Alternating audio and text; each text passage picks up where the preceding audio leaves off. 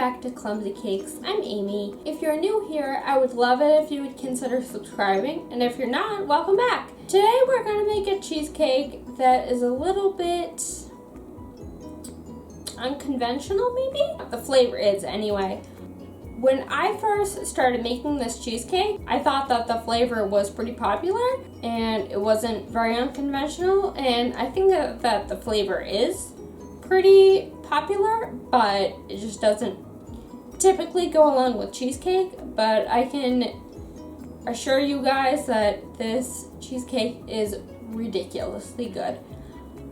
I make about 10 different cheesecake flavors at the moment, and this is definitely a crowd favorite. So let's get started. So first we're going to start out by making the crust, and this is what you guys are going to need.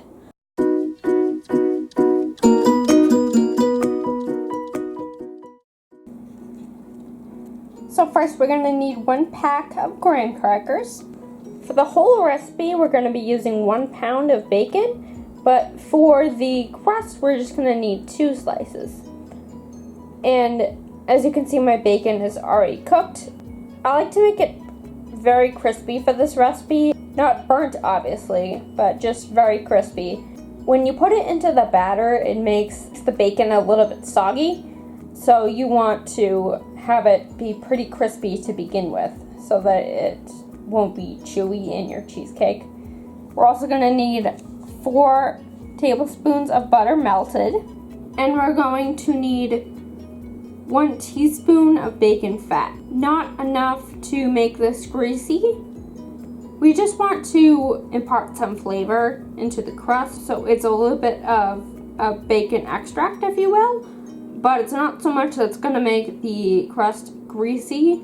I have put more into the cheesecake in the past, but somehow the bacon fat makes the crust a little bit harder, so I've put up to a tablespoon in there, and it makes it pretty rock hard once it's baked.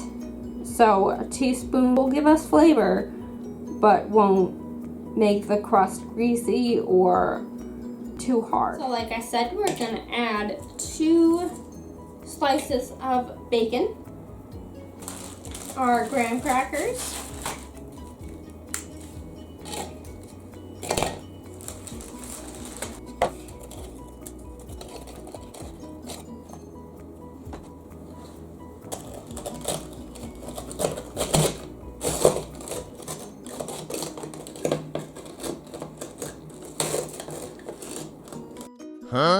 Now we're going to blend this up until we get coarse crumbs.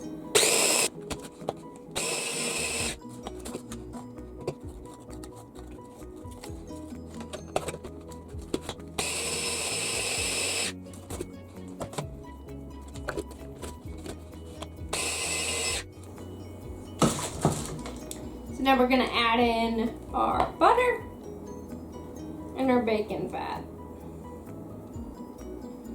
And we're going to blend this up again until we get the texture of wet sand.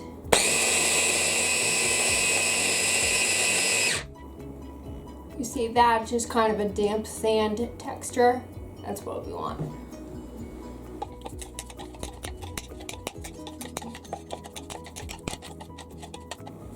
And now we're going to just use a spoon, or you can just use your hands to spread this down in an even layer. You know what? I'm just going to use my hands.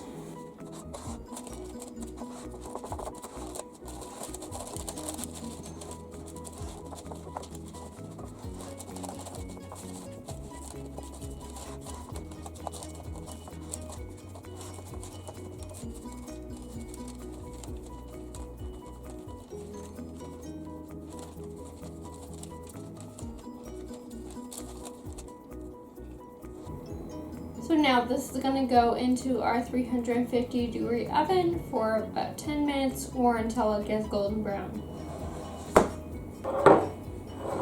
Next, we're going to chop up our bacon. And for this or for the crust, you don't have to use a food processor. You could just put it in one of those big freezer bags and use a meat mallet or a rolling pin to kind of bash it up into crumbs, but I think this is a little bit easier. And I have it, so might as well use it. And the goal here is not to make sand, but to just get some coarse crumbs.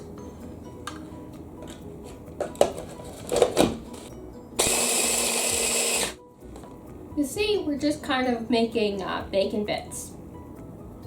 Just gonna transfer this to this bowl.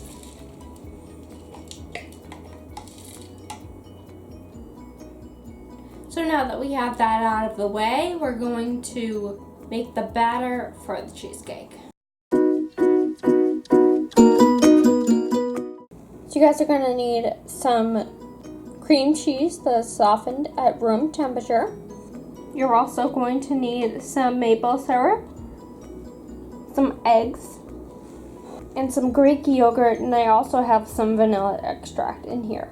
You can use sour cream in place of Greek yogurt if you want to.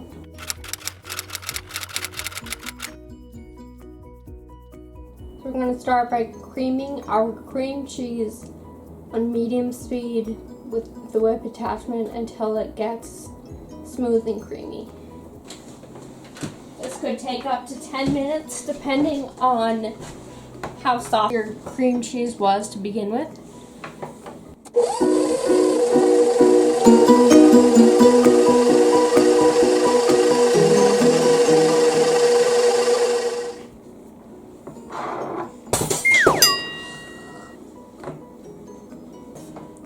Now I'm going to stop the mixer and scrape down the bottom and the sides of my bowl really good.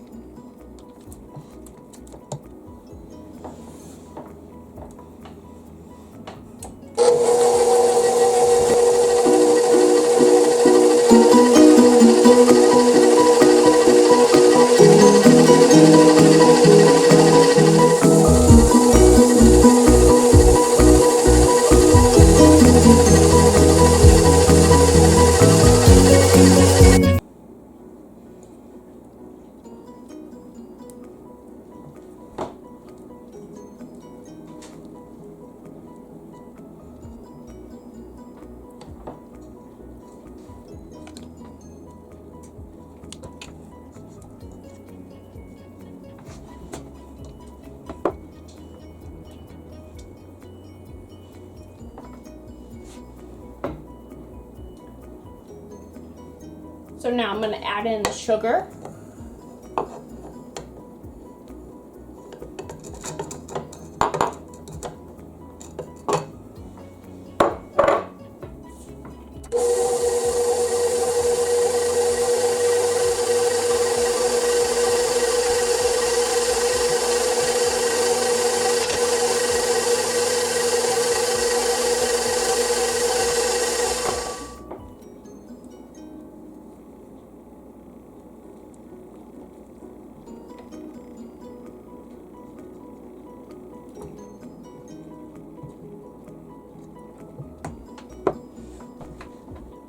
So now we're gonna add in our syrup. The goal with any flavoring that I'm putting into a cheesecake is I want to obviously be able to taste whatever the flavoring is, but I also do want to be able to taste cheesecake. This is a cheesecake after all. So I'm gonna start with about half a cup and see where that takes me.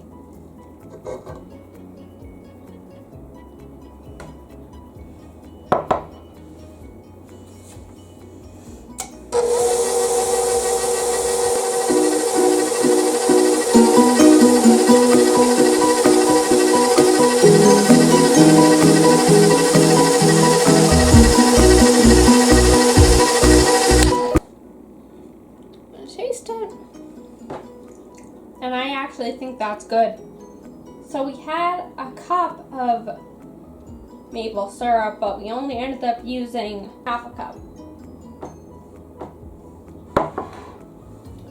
So you definitely want to be putting in little by little and taste as you go. Because you can always put more in, you can't take any out once it's in there.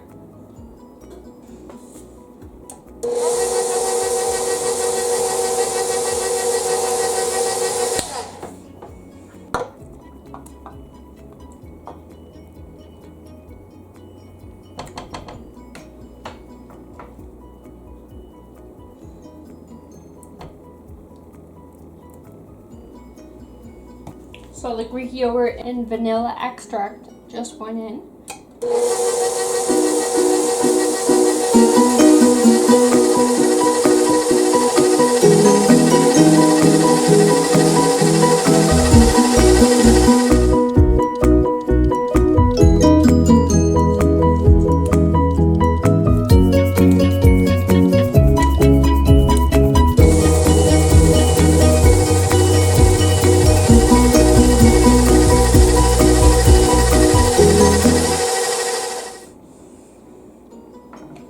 Now we're going to put in our eggs one at a time and beat between each addition. So here we go. This one.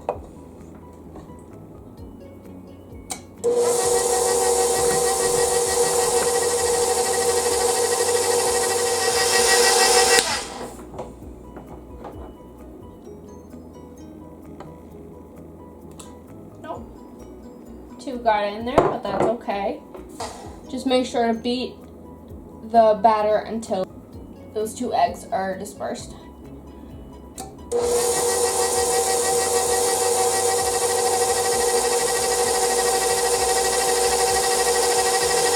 The idea behind putting one in at a time is in baking you never want to oversaturate your batter because it won't incorporate correctly. So you want to just make sure everything slowly incorporates.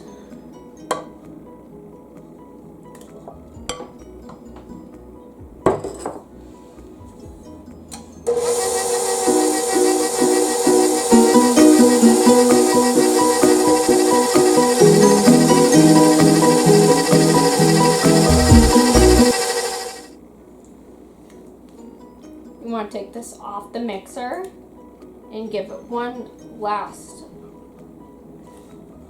mix. Make sure everything is combined. It seems like there is. I didn't scrape up any unsoftened cream cheese at the bottom. I'm not sure if I forgot to mention this, but you're also going to need your bacon, obviously. So now we're going to add our bacon into our batter.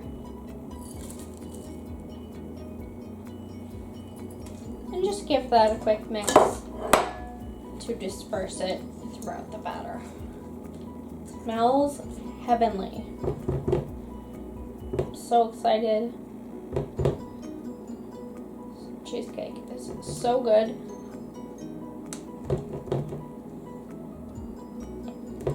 My sister-in-law actually came over earlier while I was filming and said, "Is that what I think it is?" And I said, "Yep, maple bacon cheesecake." She was so excited. Can't wait for her to be able to have a piece tomorrow. So this pan is kind of being difficult, but once the batter's in there, it's just going to push some parchment paper to the side. So I'm not really worried about it. There we go. See? No big deal. So this is going to go into a 350-degree oven for 45 minutes to an hour. I'm going to test if it's done in about 45 minutes. What I'm going to do is I'm going to jiggle the pan. And what I'm looking for is the sides to be set and not to move. But the middle of the cheesecake will jiggle just kind of slightly. And I will show you what that looks like at that time. So I checked it at about 45 minutes. Still a little bit like just wet batter. So now I checked it and we're an hour in.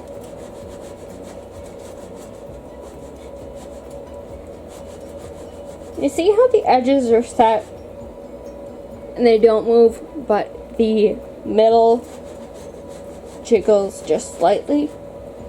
That's what we want. So now we're just going to crack the oven door and shut the oven off.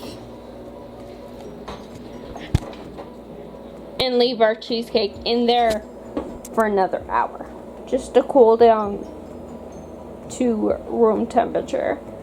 And what this does is, cheesecake is very susceptible to temperature changes. So we just want to cool down slightly so that we don't get cracking on the top of our cheesecake. Think of what happens when you take a glass out of the freezer and then put something hot into it. The glass is going to crack. Same thing with the cheesecake. It's just very susceptible to temperature changes. So if I was to take this out and put it on the top of the stove to cool, the change in temperature would cause it to crack. And we don't want that. So now we're on day 2 of our cheesecake making. So now that it has baked and set and cooled, we're going to unmold the cheesecake and then decorate. So what we have here is a cup of maple syrup coming to a boil. Then I'm going to turn it down to simmer. And we're going to let this simmer for about 5 to 10 minutes or until it's reduced by half. And what I have over here is 2 pieces of bacon. I'm going to fry those up very crispy like the bacon that went into the cheesecake. And then once that's done, I'm going to let it cool, and then I'm going to chop it up into bacon bits, like what was in the cheesecake. I'm going to sprinkle that over the top.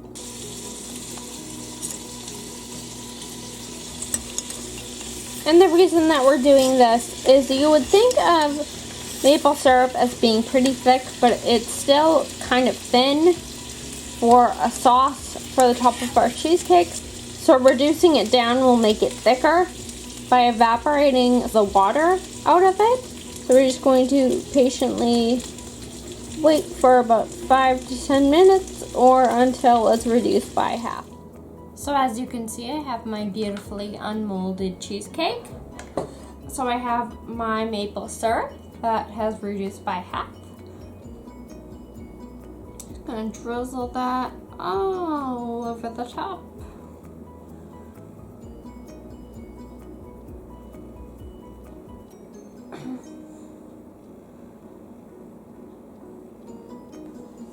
What we can do is we can always use a spatula to kind of coax it over the sides,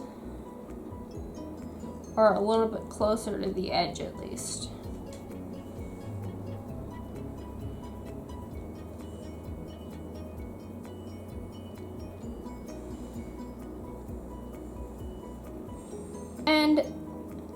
The great thing I think about decorating is it's totally open to interpretation. You don't have to do it the way that I do it. I'm just showing you the way that I do it. You can put maple syrup in the middle and then put some whipped cream around the sides and then sprinkle it with the bacon. That would be lovely. Or you could just do it like I'm doing, which is just a little more of a rustic look. So now we're just gonna sprinkle it with our bacon. You can use as much or as little as you want, just because we have all of this bacon doesn't mean you have to use it. Now it's time to give this a taste. I'm so excited about this, you don't even understand.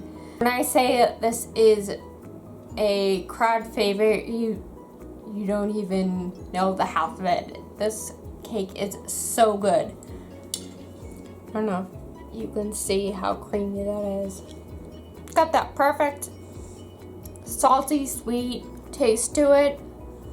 It's got a little bit of crunch from the bacon on top. It's got some chewiness from the bacon running throughout, but not fatty chewiness, just a pleasant, salty bite.